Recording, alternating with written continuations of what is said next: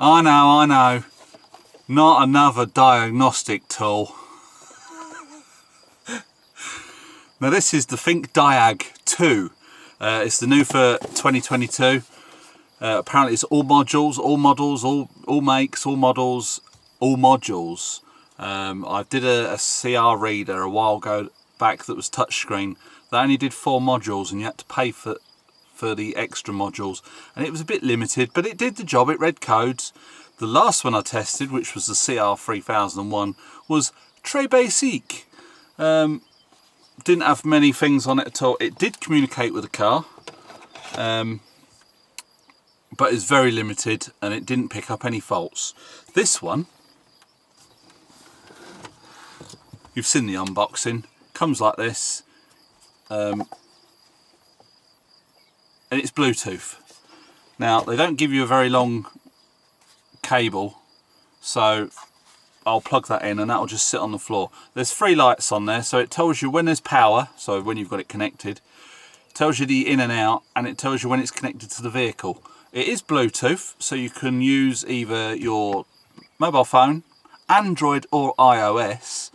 I'm using it on my iPad. I haven't got a decent smartphone. We're a bit behind with all that kind of thing. We don't need one, so we haven't got one. So I've downloaded the app on the iPad. I've connected it up already, so I've downloaded the software for the car. It did pick up, there's a VIN scan. You do the VIN scan, it scans the car, and it picked it up. But when you actually go into it, it says that the car is not, there's nothing there for the car.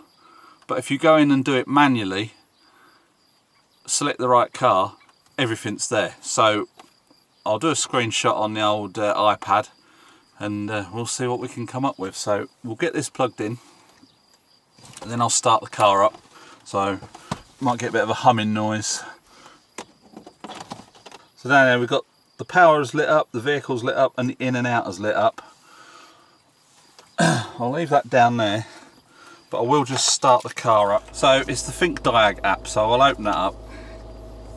Comes into this, so you've got all systems diagnostic. We're going to go for that one, so I'm going to touch that. Now it has got the last VIN scanned. I'll show you what happens. So I'll touch that and enter, and it'll say make sure it's correct. Bluetooth is connected, so that's connected. The iPad's connected to that. It's now loading. When you first connect it up to a car, it then downloads the software for your particular car onto your device, actually onto the phone or your iPad. Or so now it's saying diagnosis started. It's going to come up now. It tells me exactly what the car is, but when I go to information correct yes, it says there is no data which is applicable for this model. And it's like, well, that's great, isn't it? So I'm going to confirm that and come out, go back in, and then down here we'll find Land Rover Jaguar. Touch that. Does take a little while. Diagnosis is starting. Right, so here we go. We can automatically search or we can manually select. So let's go for manually select Range Rover 2010 to 2012. And then it gives you the option of 3.6 or 4.8 or the petrol. Well, this is the 3.6. That's saying that the VIN is being read. And then we got this screen. So we've got the health report, a system selection, special function, vehicle information. So we'll do vehicle information, and that'll just tell us what we already know. So now I will state in this video that I might have to get rid of this car because it's got an option. It hasn't got the option that I thought it had. I did an off-road video and the rear diff light changed colour like it had a lock-in rear diff, and some Vogue SEs have got the lock-in rear diff. So everyone was getting excited. Oh, I'm really jealous you've got the lock-in rear diff. And I thought, yeah, brilliant, I've got the lock-in rear diff on this car. That's a 2 thumbs up. Anyway, on further inspection, I've been underneath the car. It hasn't got a lock-in rear diff, so why that light flashes on there, and it even tells you on here, lock-in rear differential not fitted. balls. So yeah, I'm sorry for all those out there that were getting jealous of my locking rear differential. I haven't got one. So yeah, we're gonna have to trade it in for something that has got a locking rear diff. But no, the cars are still pretty capable without that locking rear diff. So anyway, it's got all this, it tells you all what's what, spare, oh, it's got a spare wheel. So somehow the ECU knows that this car's got a spare wheel. Speed dependent front wipers, blah blah blah, is a 30-second delay on the headlights if you've got them on auto. Or if you switch the car off while your headlights are on and then you switch them off, they'll stay on for 30 seconds. The running lights are disabled. It's got an alarm, battery backed alarm, yeah, and all this, that and the other. It tells you what's disabled and what's on and what's not. We're in kilometres. I've got it all set for metric. And it just tells you everything that's on the car, which is a good function. So I'm now going to do a health report on this car. Now, on previous videos I've done the iCar Soft and I've done the gap tool. The gap tool picks up everything because it's going to in it. We'll see what this one does. So I'm just going to press health report and it's going to scan. I don't know how long it's going to take. See if it picks out the same faults that the gap tool does.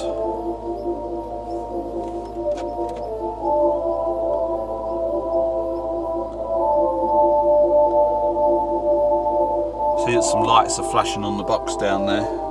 That's because it's communicating with the car backwards and forwards.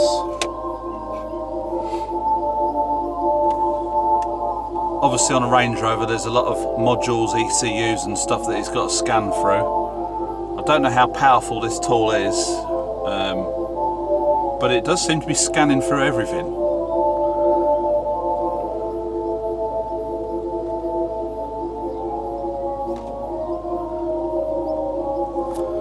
We're 76%, 78%, almost done, 85%.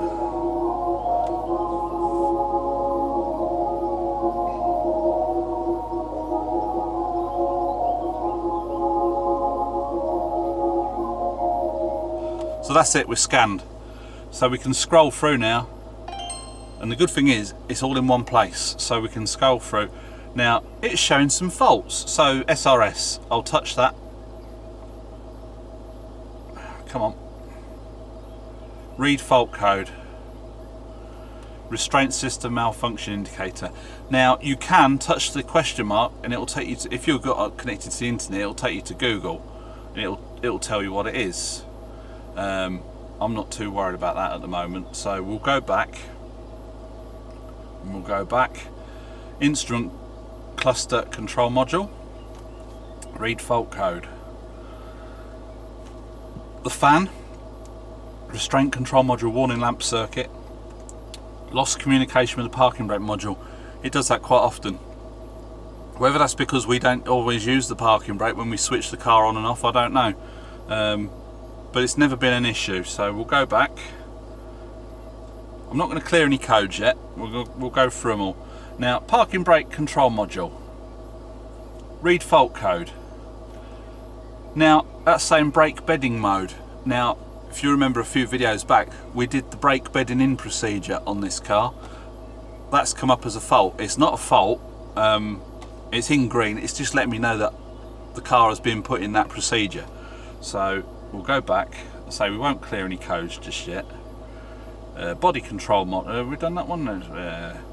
All these faults are the same as what comes up on the gap tool.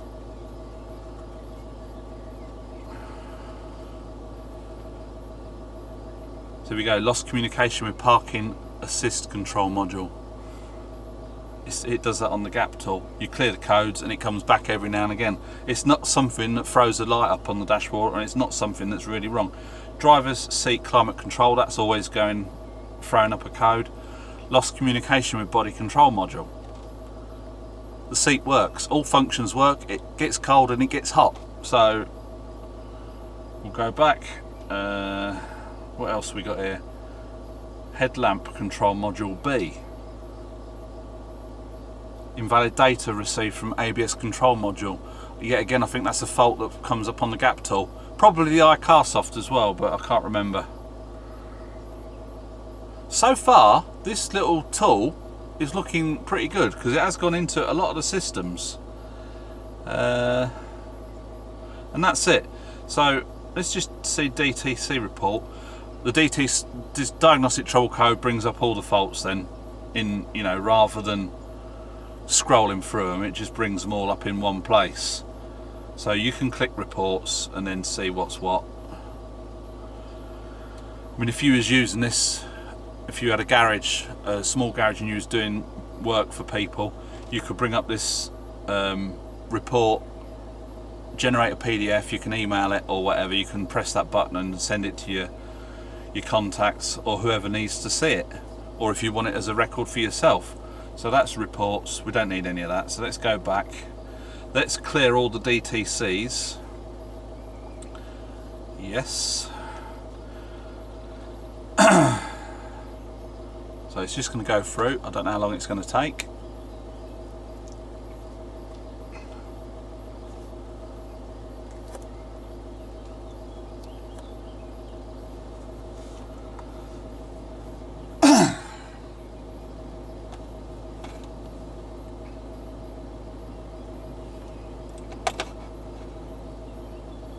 So all the DTCs have been, all the fault codes are cleared now. So we're starting with a clean slate. So we'll go back. Are you sure you want to exit? Yes. So that was the health report. We've got system selection. We can go into that and we can select exactly what module we want to go into. So say we'll go into the engine control module, and then you can read the fault codes. There's going to be none there. We can read the data stream. I don't know what this is going to show. I've not been into this part of it yet. So yeah, you've got, I'm assuming this is, yeah. So I've gone into the brake switch. It says inactive because I've not got my foot on the brake. I put my foot on the brake, it goes active. So it's basically, this is your live reading. So we'll come back out of that. And let's find something else. Headlamp control module. Read data stream. So then we've got here, we've got the control module, supply voltage, vehicle speed, steering wheel angle, confirm. So we've got steering wheel angle. If I turn the steering wheel, that changes. And the supply voltage, and we're not travelling anywhere. So it is quite comprehensive, the old live reading. So you can go into each module, and so we've got parking brake control module. So data stream. We can go through all of these. The parking brake module is obviously connected to all these doors and sensors and speed and all that kind of thing. You can click each one, go into a live read. I'm not going to do that. So we're going to go back.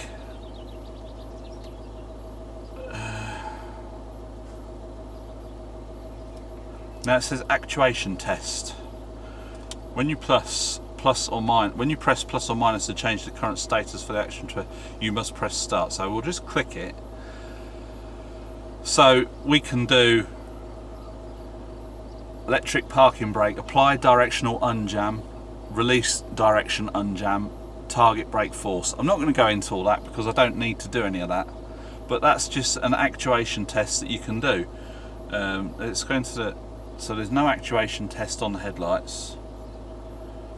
Transfer case, we can do an actuation test on the transfer case. So that's the LED drive status 1 and LED 2. I don't know what that is. I don't need to go into any of that, but it's just something that you can do on it.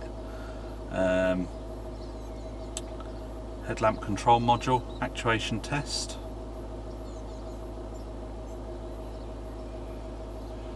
Right, so auto high beam on and off status, electrochromatic mirror, dark output. Now because I've got my camera hanging on that mirror mirror's gone dark, and both the outside mirrors have gone dark. So I'm assuming that is what they call the electromagnetic mirror output. And then we've got auto high beam where you can go in and do that actuation test. Let me just, that's failed, that one, so let's see. So yeah, you can do all sorts of things on it. So we're back to the main screen. So we did the health report, the system selection and the special functions now. So let's touch that. Oh, I didn't want to do that. So here we've got the electronic parking brake. You can see it on the screen. I'll scroll through it. Steering, suspension, brake bleeding, injector coding, seats, cameras, radar, body, electrical. Let's see what's on the seats. Electrically operated headrests. So this is fitted with electric headrests. You can actually calibrate the headrests. So that's that. You can do the brake bleeding, which is done through the ABS thing. A big question that a lot of people are going to ask, air suspension. So let's have a look at that. So we can calibrate the height, we can deflate the air suspension, we can enable the suspension. You can set and unset the air suspension manufacturing freeze mode, tight tolerance mode for the headlamp setting, which I don't know what that is, and ride level control module inflation in brackets showroom. So I'm just going to touch height calibration. I'm not going to actually do it. Here it says the application will calibrate the suspension height, should not be attempted, blah blah blah. So you can calibrate the suspension with this tool. I'm quite surprised at that for the price. We'll get to that in a minute. Camera, what can we do with the camera? It's not supported on the camera. Well, I've got a camera, but you can configure the steering angle sensor, steering brake system, steering angle sensor calibration. You can do all that. Electrical. So we could do all sorts with the auxiliary heating and the priming routine, configuration check. We can reset the compressor protection counter and all this, that and the other. Others, have we got anything in others? Transportation mode, restraints build mode, I don't know what that is. I'm not going to go into all of that. Chassis, what have we got on the chassis? We can do the yaw rate sensor calibration. And I don't know what's on, because I've not got active dampers on this car. It's just, so I don't suppose I'll have all that. No, I'm not gonna. No, we'll come out of there. I can't get back out of it now. There we go. Right, so you can do all of that. Powertrain, have I been in powertrain? Yes. Seat, injector, battery, headlamp, air suspension, steering.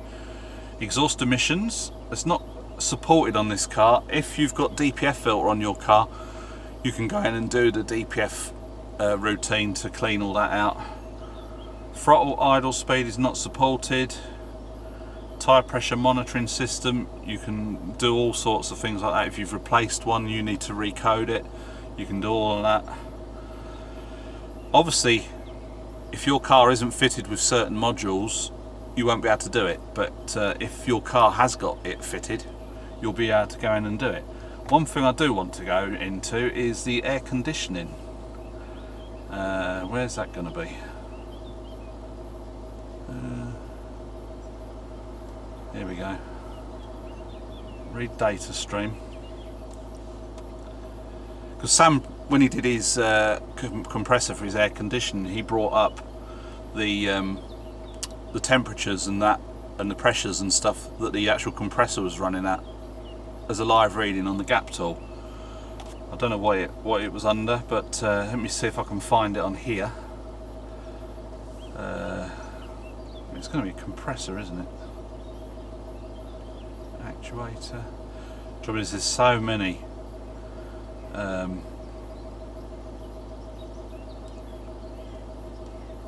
settings on here.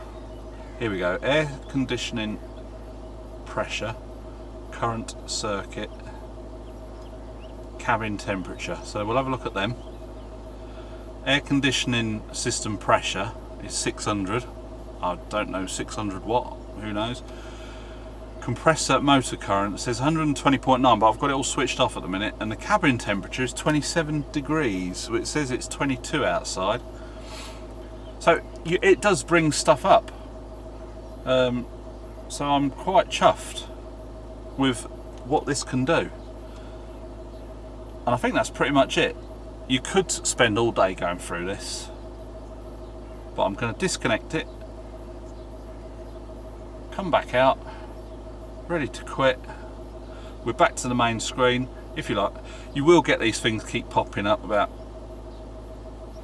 it's not adverts, but if you like this product, comment here. So we've disconnected from the car. Before I unplug it, I'm going to switch it off.